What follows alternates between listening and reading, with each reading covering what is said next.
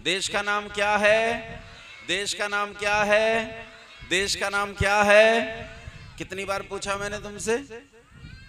तो 4 नाम तो होने चाहिए देश के, हैं क्या नहीं है? 4 नाम तो होने चाहिए देश के। क्या क्या नाम है देश के? भारत है, हिंदुस्तान है, नहीं है क्या? ईस्ट और west, India is the best. तो इंडिया है और भी है। और एक काल था जब इस देश का नाम आर्यावर्त हुआ करता था, आजकल तो आर्यावर्त नहीं। भारत है, हिंदुस्तान है, इंडिया है। हाँ, ये सब जानते हैं कि इस देश का प्राचीन नाम क्या था। अच्छा, जब देश का नाम प्राचीन नाम आर्यावर्त था, तो फिर हिंदुस्तान कैसे बना, इंडिया कैसे बना देश? नाम तो आर्यावर्त था। बोलो, मान लो तुम्हारा नाम हरिओम है, तो क्या बूढ़े होते होते तुम्हारा नाम अब्दुल हो जाएगा? हो भी सकता है। स्वामी जी अभी बता रहे थे, धर्मांतरण बड़ी तेजी से चल रहा है। लेकिन ये बताओ तो सही, क्या नाम बदल जाते हैं? लेकिन देश का नाम बदल गया। देश का नाम क्या हो गया? हिंदुस्तान हो गया, इंडिया हो गया। हुआ कि नहीं हुआ? हुआ ना। कैसे पड़ा भाई? कैसे पड़ा देश का नाम हिंदुस्तान? इंडिया कैसे पड़ा बोलो? अरे, मुसलमानों के समय में देश का नाम पड़ा हिंदुस्तान और ईसाइयों के समय में। लेकिन कैसे? कैसे? सबने पढ़ रखा है पर बताएंगे नहीं, मुझे डरे बैठे। इन्हें डर लग रहा है कि अगले इलेक्शन में सरकार किसी और की ना बन जाए और कहीं हमारा नुपुर शर्मा बन जाए।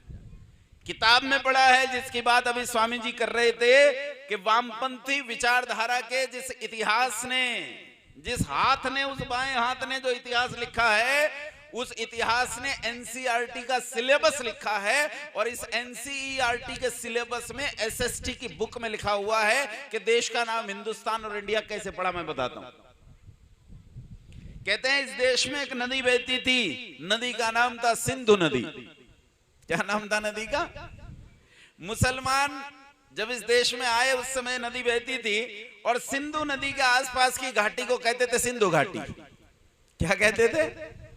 सिंधु घाटी कहते थे। और सिंधु घाटी में रहने वाले लोगों को सिंधु लोग कहा जाता था। जब मुसलमान इस देश में आए तो मुसलमान सा को सा नहीं बोल पाते, वो सा को हा बोलते हैं।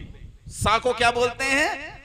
हा बोलते हैं। तो मुसलमान जब इस देश में आए, ये एनसीईआरटी की किताब की बात कर रहा हूं अभी, वहां लिखा है, वो सा को हा बोलते हैं, इसीलिए उन्होंने सिंधु लोगों को हिंदू लोग कहा और सिंधुस्तान को हिंदुस्तान कहा। ये तुम्हें पढ़ाया गया, तुमने पढ़ लिया, रट लिया और खूब विद्वान बने घूमते हो। एमए बीए कर लिया मैंने, एमफिल कर लिया, पीएचडी कर लिया। तेरे की क्या खाक कर लिया? कभी सोचा इस पर? कभी विचारा इस पर? कहते मुसलमान सा को सा नहीं बोल पाता, मुसलमान सा को हा बोलता है। ये पढ़ा दिया तुमने, पढ़ लिया। मैं तुमसे पूछता हूं, मुसलमान दुनिया में है कि नहीं? अरे गर्दन तो हिलाओ, यूं यूं ऐसे, पता लगे तुम जिंदा। मुसलमान दुनिया में है कि नहीं है? है ना। मुसलमान मोहम्मद को क्या बोलते हैं? मोहम्मद, पूरा बोलो। मोहम्मद के आगे साहब क्या बोलते हैं? मोहम्मद। अगर मुसलमान सा को हा बोलता है तो बोलना चाहिए मोहम्मद हाहब। बोलता है? बोलता है क्या? पाकिस्तान को बोलना चाहिए पाकिस्तान। आज भी पाकिस्तान में सिंधु नदी बहती है, वो आज तक सिंधु नदी है, वो हिंदू नदी क्यों नहीं हुई? आज भी पाकिस्तान में सिंध प्रांत है, वो आज तक सिंध प्रांत है, वो हिंद प्रांत क्यों नहीं हुआ? अगर मुसलमान सा को हा बोलता है तो सिंधु नदी का क्या हो जाना चाहिए था? हिंदू नदी। और मोहम्मद साहब का क्या हो जाना चाहिए था? हाहब। क्या होना चाहिए था?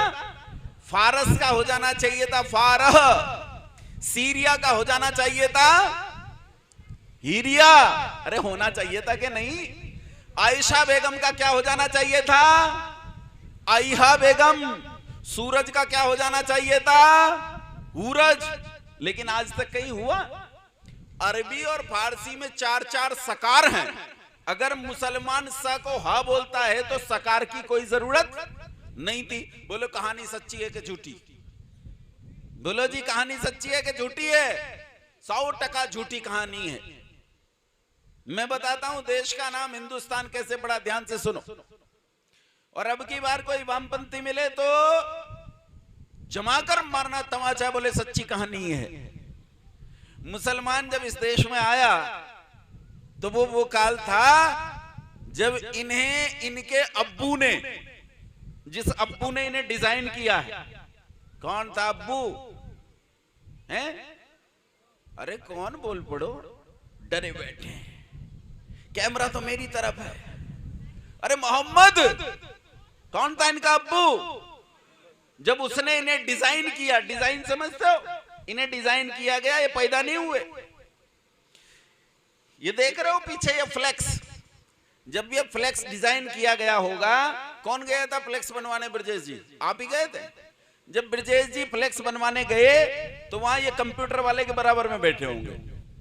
कंप्यूटर वाले से कहा होगा, देखिए चित्र थोड़ा ऊपर कर, इसे थोड़ा नीचे कर, इन अक्षरों को थोड़ा बड़ा कर, अच्छा यहां थोड़ा लाल रंग डाल, यहां हरा रंग डाल, यहां नीला, ये अभी अक्षर ठीक से नहीं दिखाई दे रहे। ऐसे डिजाइन किया होगा कि नहीं? मोहम्मद ने जब इन्हें डिजाइन किया तो मोहम्मद ने बैठकर ये सोचा होगा कि दुनिया में आदमी सबसे खतरनाक कैसे लग सकता है। ये मैं कल्पना कर रहा हूं कि वो किसी कंप्यूटर वाले के पास बैठा और बैठकर बोला पजामा ऊंचा कर, कुर्ता नीचा कर। उसने कुर्ता नीचा कर दिया, उसके हाथ में तो माउस रहता है, कर देता है। फिर कहा इसके सिर पर टोपी रख, बोले नहीं मजा नहीं आया, ये टोपी बदल, दूसरी रख, तीसरी रख, चौथी रख। फिर वो जालीदार वाले, भाई ये ठीक है, ये वाली ठीक है। फिर कहा इसकी दाढ़ी बढ़ा, और बड़ा और बड़ा और बड़ा, हाँ इतनी ठीक है। मूंछ एकदम साफ कर, आंखों में सुरमा डाल, चेहरे पर क्रूरता ला, अब बना मुसलमान। ये मुसलमान जब पैदा हुआ तो इसके पैदा होते ही मोहम्मद ने इसके जहन में एक सपना डाला। क्या डाला इसके जहन में? एक सपना डाला। और मोहम्मद ने कहा एक दिन हम जन्नत जाएंगे। कहां जाएंगे? जन्नत में जाएंगे, सब मुसलमान जन्नत में जाएंगे एक दिन। मुसलमानों ने पूछा अब्बू जन्नत क्या है? तो कहा जन्नत, जन्नत अद्भुत है, जन्नत कल्पनातीत है। जन्नत में मीठे पानी के चश्मे ही चश्मे हैं, मीठे पानी की नदियां बहती हैं। वहां नदियों में ऐसा पानी था कि अमृत की तरह बहता है। दूध की नदियां बहती हैं, इतनी गाय भैंसे हैं वहां कि वहां दूध की नदियां बहती हैं। चारों ओर फल लगे हैं, सब्जियां हैं, हरियाली है, फसलें हैं, 6 ऋतुएं होती हैं वहां। केवल गर्मी नहीं होती, वहां 6 ऋतुएं होती हैं। सूर्य निकलता है तो सारी पृथ्वी जगमगा उठती है, चंद्रमा निकलता है तो एक नई आभा, नई छटा होती है। अब्बू ये जन्नत है कहां? कहा पहले ये पूछो मिलेगी कैसे? उन्होंने कहा कैसे मिलेगी? कहा दारुल हरब को दारुल इस्लाम में तब्दील करना होगा, दुनिया में जितने काफिर हैं उनका कत्ल करना होगा, उसके बाद जन्नत मिलेगी। कहा पर जन्नत है कहां? कहा यहां से हजारों किलोमीटर दूर एक देश है जिसका नाम आर्यावर्त है, वही जन्नत है, वही जन्नत है। अपने हृदय में एक सपना रखो, गजबे हिंद का सपना। हमें एक दिन उस जन्नत में जाना है और एक दिन उस जन्नत पर अपनी सत्ता कायम करनी है। मुसलमान इस सपने के साथ बड़े हुए और 200-250 साल में इन्होंने उस रास्ते को जीत लिया जो रास्ता जन्नत तक आता था। और एक दिन इन मलेच्छों ने मेरी जमीन पर पांव रखा, मेरी भूमि पर पांव रखा, मेरे पुरखों की भूमि आर्यावर्त पर पांव रखा। और जब ये इस देश में दाखिल हुए तो उन्होंने देखा पर्यावरणीय दशाओं के कारण यहां के लोग उनकी तुलना में थोड़े से सांवले हैं। ये मुसलमान इस देश में आए और इस देश में आकर उन्होंने देखा कि भारत के लोग थोड़े से सांवले हैं, इसलिए उन्होंने भारतीयों को अपनी भाषा में काला कहा। और उनकी भाषा में काले शब्द के लिए एक शब्द है, काले अर्थ के लिए एक शब्द है हिंद। क्या नाम है? इसीलिए मोहम्मद की एक पत्नी का नाम भी हिंदा था, क्योंकि वो सांवली थी। उन्होंने हमें हिंद कहकर पुकारा, यही हिंद बाद में बदलकर हिंदू हुआ। यहां तक मुझे कोई आपत्ति नहीं, लेकिन मुसलमान जब इस देश में आए, उन्होंने इस देश पर कब्जा किया, यहां चोरियां की, डकैतियां डाली, लेकिन मर्जी किसकी चलती है बोलो? गुलाम की कि शासक की? बोलो जी। कब्जा उनका हो गया, शासक वे हो गए, तो मर्जी उनकी चली। उन्होंने हमारे घर में चोरियां की, उल्टा हमें ही चोर कहा, और तब हमारे काले शब्द के साथ एक और अर्थ जुड़ गया हिंदू के अर्थ में, काला और चोर है। अच्छा, उसने देखा आर्यवर्त के लोग मोहम्मद पर यकीन नहीं करते, मोहम्मद पर ईमान नहीं लाते, तो जो मोहम्मद पर ईमान ना लाए उसे क्या कहते हैं वो? अरे अभी तो स्वामी जी बता के गए हैं, काफिर। क्या कहते हैं? तो तुम्हारा नाम हो गया काला काफिर चोर। और जब तुम्हारा नाम ये हो गया, हिंदू नाम से पुकारे जाने लगे, तो इन काले काफिर चोरों के रहने का घर ये देश बना हिंदुस्तान। हिंदुओं के रहने का देश हिंदुस्तान है। ऐसे तुम्हारे देश का नाम हिंदुस्तान पड़ा और तुम्हारा नाम हिंदू। बताओ हमारे देश का नाम क्या था? बोलो। और हमारा नाम आर्य। क्या नाम था? अब बोलो, गर्व से कहो हम कौन है? अरे आवाज नहीं आ रही है। गर्व से कहो हम आर्य हैं। गर्व से कहो हम राम और कृष्ण के संतान है। तुमने सुना है राम जी कट्टर हिंदू थे? सुना? कौन थे राम जी? मैया सीता क्या कह के पुकारती थी उन्हें? आर्य पुत्र। मां रुक्मिणी भगवान श्री कृष्ण को क्या कह के पुकारती थी? बोलो। आर्य पुत्र कह के पुकारती थी। बात समझ में आई कि नहीं आई? हम कौन है बोलो? देश का नाम। अच्छा, इंडिया कैसे पड़ा? अब देखो कितना बड़ा झूठ। अगली जालसाजी सुनो। एसएसटी की किताब में लिखा है भी, दो झूठ इकट्ठे एक दूसरे का खंडन कर रहे हैं, लेकिन दोनों झूठ मौजूद हैं। कहते हैं इस देश में एक नदी बहती थी, नदी का नाम था इंडस रिवर। क्या नाम था नदी का? Indus river. इंडस रिवर के पास की घाटी को कहते थे इंडस वैली। इंडस वैली में रहने वाले लोगों को कहा गया इंडियन, और इंडियन के रहने का देश बना इंडिया। अब कहानी का झूठ सुनो। मेरा नाम योगेश है, बोलो मुझे हिंदी में क्या कहेंगे? अरे बोलो, पाप नहीं लगता मेरा नाम लेने से। बोलो क्या कहेंगे मुझे? और अंग्रेजी में क्या कहेंगे? संस्कृत में क्या कहेंगे? लैटिन में क्या कहेंगे? अब ग्रामर सुनो अंग्रेजी का। प्रॉपर नाउन कभी नहीं बदलता। प्रॉपर नाउन कभी नहीं बदलता। प्रॉपर नाउन जो होता है, राम को दुनिया की किसी भी भाषा में क्या कहा जाएगा? राम। गंगा को दुनिया की किसी भी भाषा में क्या कहा जाएगा? गंगा। लेकिन तुम्हें गाली देने के लिए उसी नदी को थोड़ी देर पहले सिंधु कहा गया था और अब इंडस रिवर कहा गया। क्या प्रॉपर नाउन बदल सकता है? यहां बदल गया क्योंकि तुम्हें नए सिरे से गाली देनी थी। इंडस रिवर हो गई सिंधु नदी, और सिंधु घाटी बन गई इंडस वैली, और तुम बन गए इंडियन, और देश बन गया इंडिया। दत्तेरे की। और अपने लोग कैसे हैं? वाह जी वाह, बहुत बढ़िया कहानी सुनाई, मजा आ गया। यहाँ कोई कुछ भी सुना दे उसी पे ताली बजाते हैं, चले जाते हैं। यहाँ बस एक काम होता है, यहाँ जो आदमी बैठ गए वो बड़ा विद्वान है, नीचे बैठे लोग कहते हैं सतवचन महाराज, सतवचन महाराज, सतवचन महाराज। 4 घंटे बाद कहेंगे बोलो सांचे दरबार की। देखो सीख रखा है। हमें इस बात से मतलब ही नहीं है दरबार सच्चा है कि झूठा है। हमें तो जयकारे लगाने हैं, और जयकारे लगाने तक अपन लोग सीमित हैं, इससे ज्यादा की बात नहीं है।